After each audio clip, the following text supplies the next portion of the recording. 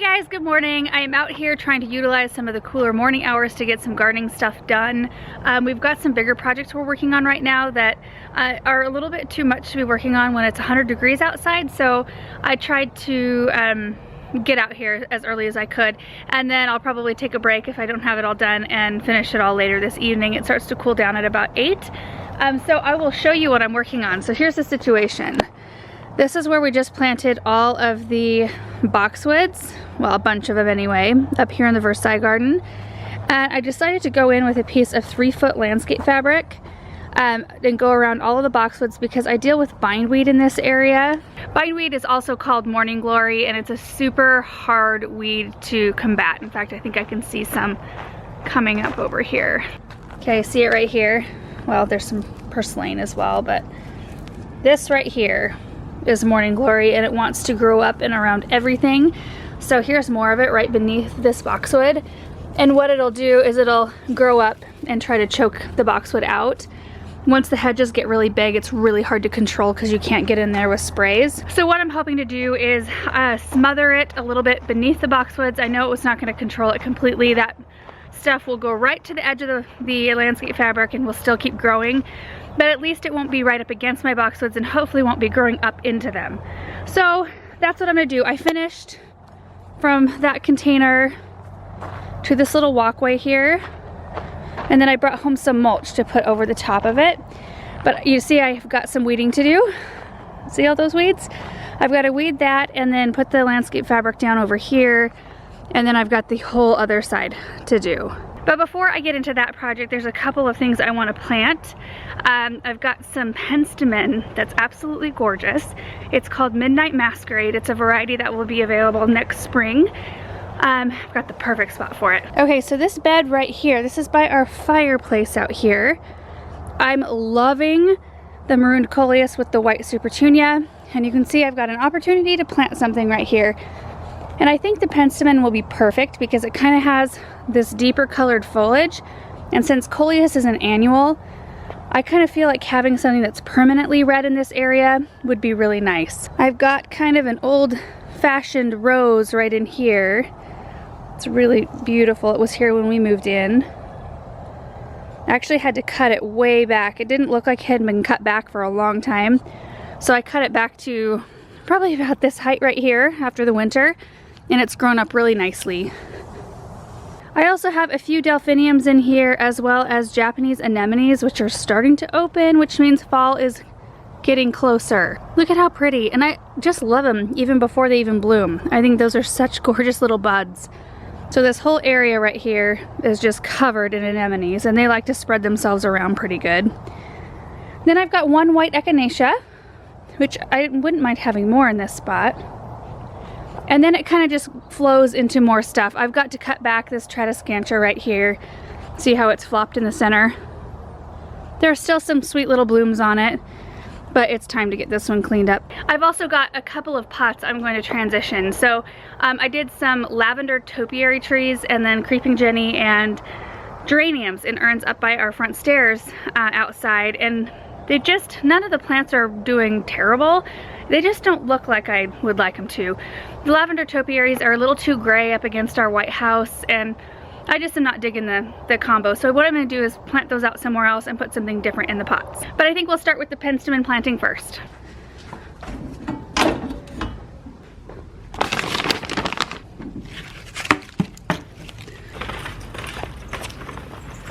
Okay, so this is the Penstemon right here, and it has passed its blooming prime, but let me show you the picture. Look at how gorgeous. So they grow 36 to 40 inches tall, which I think will look perfect behind this boxwood hedge. It'll give enough height back there to where there'll be a nice layer. They also take full sun, which this area is pretty sunny for most of the day.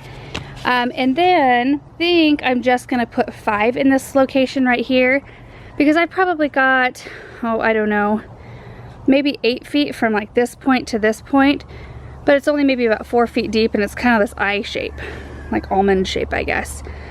So I don't want to pack it in way too close. So what I'm going to do is groom off the spent bloom stalks here, and then groom up the base a little bit, and then get them in the ground.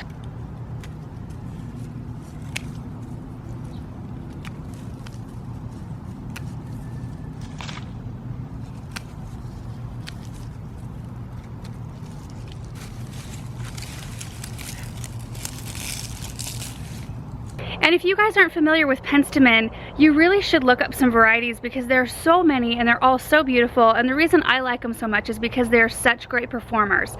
They're really, really reliable perennials that come back year after year. They're typically rated quite a few zones lower than my current growing zone. I'm in a zone 5.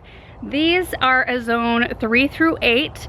And I love that the blooms come up on these really dark colored bloom stalks, and the flowers are a lavender with a really bright white throat. So you kind of get like 2 different colors out of it. I don't know, I just really like them, and I think they're gonna fill in this area just perfectly. So now I'm gonna get them in the ground.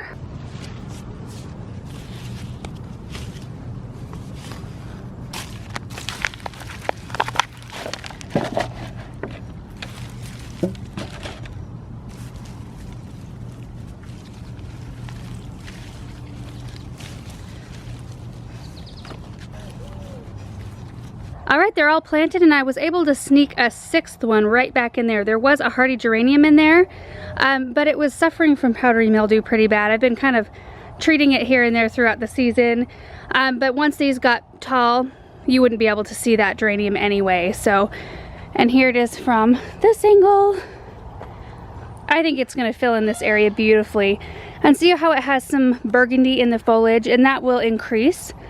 Probably with the amount of sun. They weren't in a ton of sun where I was keeping them. So hopefully they'll provide that little bit of red element in this area, just in case I decide not to do coleus here again. Even though that looks spectacular, I think I might repeat that. All right, so I'm gonna go unload my cart and grab some more plants to do the pots up front. All right, so these are the 2 containers I was talking about. They're just not vibrant enough for me.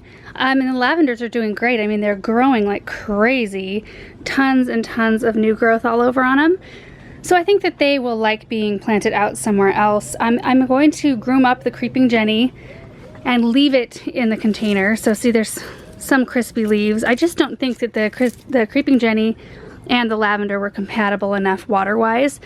Geraniums, of course, are doing well, but they're just not, I guess, flowery enough. They're not full enough of color for me to be happy with it. So I'm just gonna kind of deconstruct these, and then I brought up some really pretty pink colors. I've got some lovey-dovey petunias, which typically I'm not a huge fan of like striped petunias, but I think that these are really sweet, and I'm gonna give them a try. And then I got, let's see, some really pretty superbena here. I'll get a name for that. I'm not sure what that one is called. I don't think these have a tag in them. And then Carolee Petite Pink Gara as a centerpiece, maybe. So we'll see. This is kind of a different tone. This is a more warm pink than that. So I don't know if I really dig that together, but we'll see as these things come together.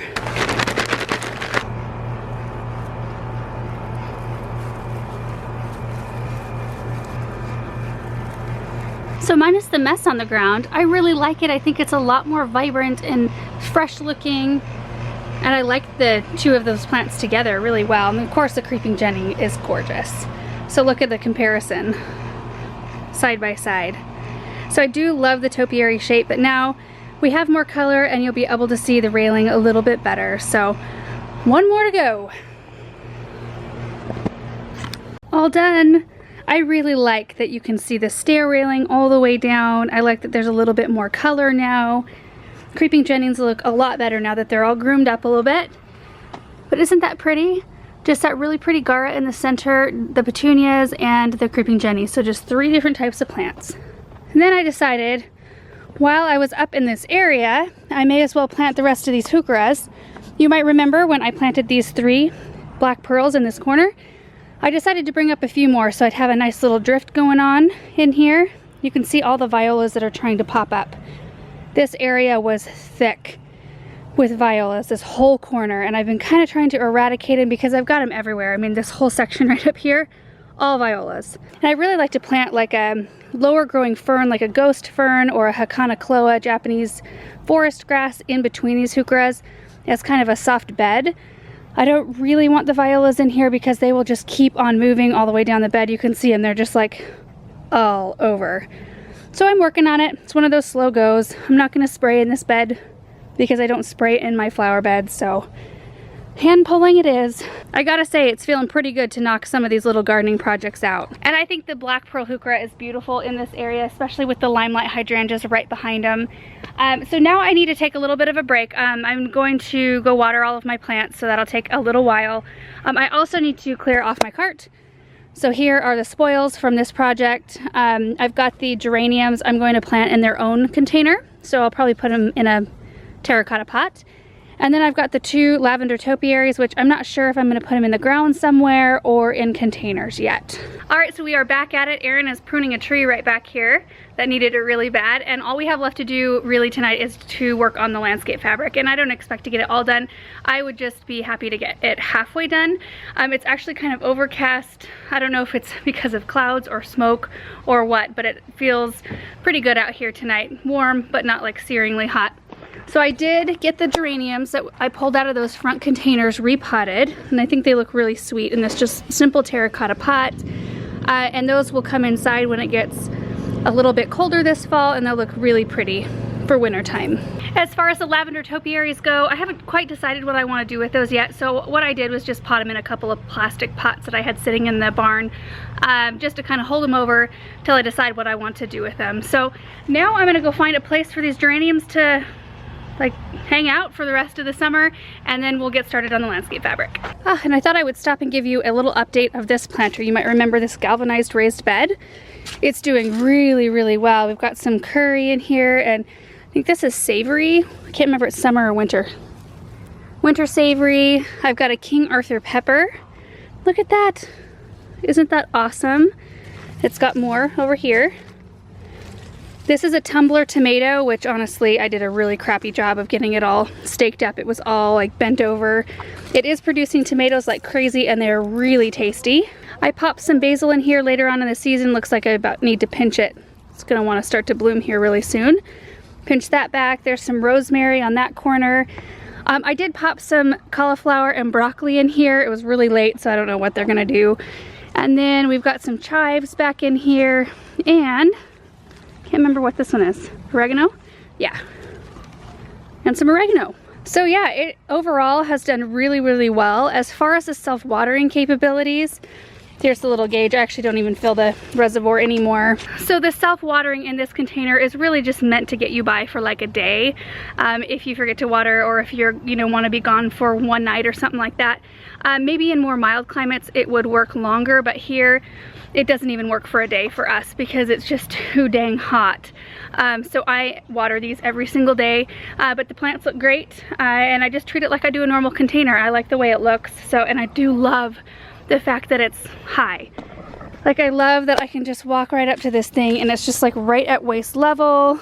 Like, I don't have to bend over at all to mess with it, and I really like that. And my bean tower. While I'm at it, I may as well show you everything back here. So this one is on the other side of the fence. This is in the root pouch. I don't have any beans on it yet, but the vines are going crazy. And then in this root pouch, I have a sweet, I think it's a Sweet Million tomato. You can see the tomatoes right there. Look at that. Really pretty. Love it. Uh-oh. Have to eat that one. And there are some flowers in another root pouch. Beautiful dahlia. And then we've got a beautiful Superbena. I'm really happy with these. Here comes Erin with all of my supplies.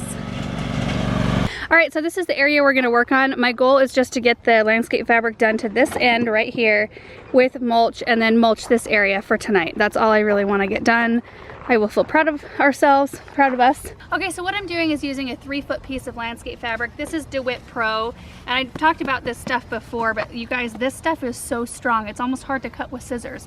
So it's really hard for weeds to make it through this. In fact, I don't think I've ever had weeds make it through this type of fabric. So I cut just kind of short-ish pieces because they're easier to manage. And then, had we been thinking, we probably should have laid the landscape fabric before we planted the boxwoods, but hindsight, I guess. I wasn't really thinking we were gonna do this, but then I realized how much morning glory bindweed is in this area, and I need to try to suppress that because what would happen if I didn't do that, I would either have to spray it because it doesn't pull out because the roots spread really low beneath the surface of the soil, like maybe this far beneath the surface. So you pop the weeds off, they just pop off at the surface and then they just sprout new ones all over the place. So you have to spray it in order to control it here, and there's really no killing it, there's just controlling it. So I'm hoping that I can suppress most of it with this fabric. It will still probably grow to the edges of the fabric and pop up, but that way if I do need to spray, it won't be near my boxwoods, and that's the whole goal. I don't want to hurt these boxwoods. I want them to just kind of be able to grow and be left alone. So that said, I cut little pieces like this, and then I kind of line it up on the edges where I need it, and then I figure out where the trunk of the boxwood is and make a cut, which you can see I already did that. I make a cut kind of into the middle of the fabric and kind of go this way as well, so there's some flaps. And then I just bring it up around the boxwood until it lines up with the front, and sometimes I have to cut a little bit more too, but that looks pretty good. We are going to be taking this out and doing something new in this brick area because it's old, it's like falling apart a little bit. And then we are also not going to keep these because Aaron and I both, like, they work, but we don't care for this type of edging so much because maybe if they were buried a little bit, but they are creating a nice defined edge at the moment, so we're just going to leave them until we're ready to work on that. But anyway, so then once I get it up around the boxwood, that actually worked out perfectly. Then I take some landscape staples. They look like this, like a giant staple, and then with a rubber mallet I just tack them in. That way this fabric's not going anywhere, and I put them, oh, I don't know, what is that, every couple of feet or so, just like that. And I don't know if you guys can hear the noise in the background. I think there's something going on at the high school tonight, which is actually not near our house, but our house is in a weird position. I swear it's like the highest point. I don't know what it is, but like all the noise travels up here. It's kind of festive because like I can hear when football games are going on. We could actually, county fair was last week. Yeah, was this last week, so we could hear, like I was in this garden working and I heard the announcement for a watermelon seed spitting contest. Like clear as day, I could hear, and I know who's, you know, making the announcements. It's so small town here. Anyway, so that's what the noise is in the background. What we're gonna do now is just work on this until we get to the end, and then we'll spread mulch on all of it. And I cannot wait to show you guys what it looks like after mulch.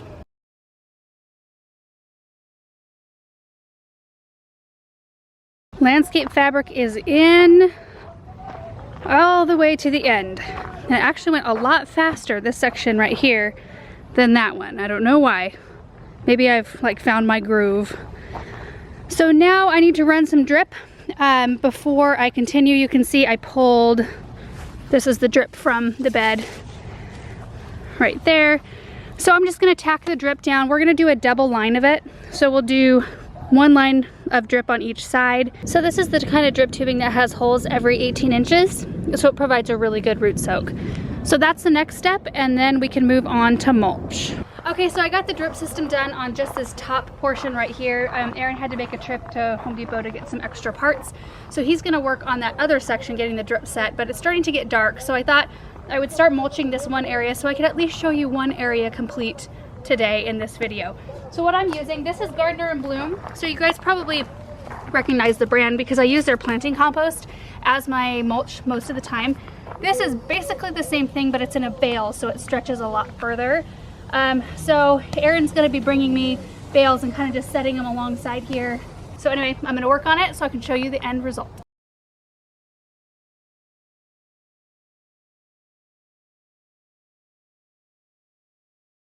I got the one section done with mulch. Check it out. Look how nice it looks. Got it done all the way to right there. And there's Aaron working on the irrigation. I hope you guys can see this really well. It actually kind of seems a little bit dark to me right now out here. I don't know how much more we're gonna get done. I did hold off on mulching this back section. I am gonna mulch it all the way back to there, so it's nice and dark this whole way. But I need to plant those little limes still. I think I'm gonna plant 3 on this side, kind of space them out a little bit more so it goes like 1, 2, 3. And then I'll take the other 2 and put them over there, and that way I only need 1 more to complete kind of that balanced look, because I only have 5 right now. And that is where this video is going to end because we are completely running out of daylight. So thank you guys so much for watching, and we will see you in the next one. Bye.